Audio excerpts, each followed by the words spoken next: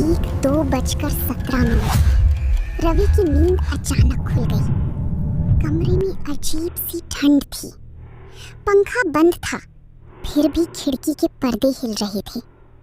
उसने करवट बदलकर मोबाइल देखा। 2:17 AM। तभी ठक ठक ठक दरवाजे पर 3 धीमी दस्तक हुई। रवि ने आंखें मली। इतनी रात को कौन होगा? वो उठा और दरवाजे तक गया। कौन? बाहर से कोई जवाब नहीं आया। उसने धीरे से दरवाजा खोला। बाहर पूरा गलियारा खाली था। सिर्फ सीढ़ियों के पास लगी पीली लाइट टिमटिमा रही थी।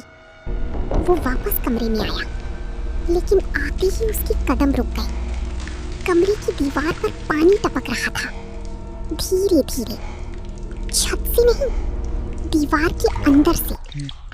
और उस पानी से एक बदबू आ रही थी, सड़ी हुई चीज जैसी। रवि डर गया। वो पास गया और मोबाइल की टॉर्च दीवार पर डाली।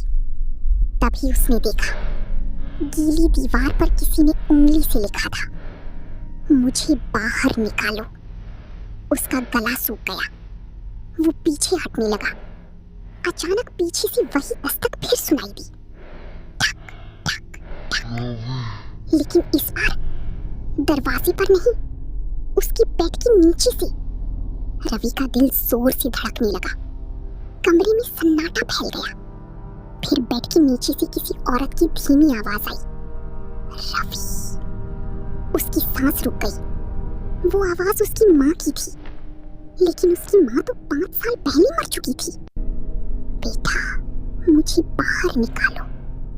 रवि की आंखों में आंसू आ गए, डर और दर्द दोनों एक साथ। धीरे धीरे वो घुटनों के बल नीचे झुका, मोबाइल की टॉर्च बेड के नीचे डाली। पहले उसे सिर्फ अंधेरा दिखा, फिर 2 सफेद आंखें, और उनके नीचे एक बहुत बड़ी मुस्कान, इतनी बड़ी कि चेहरा बीच से फट गया था। वो चीज इंसान नहीं थी। उसका शरीर उल्टा मुड़ा हुआ था, हड्डियां टेढ़ी, बाल गीले, और चेहरा उसकी माँ का, लेकिन आंखें पूरी काली।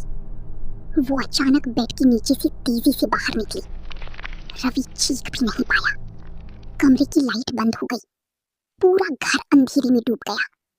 फिर सिर्फ चबाने की आवाज आने लगी, चर चर चर। अगली सुबह पड़ोसियों ने पुलिस बुलवाई। कमरा अंदर से बंद था। रवि कहीं नहीं मिला।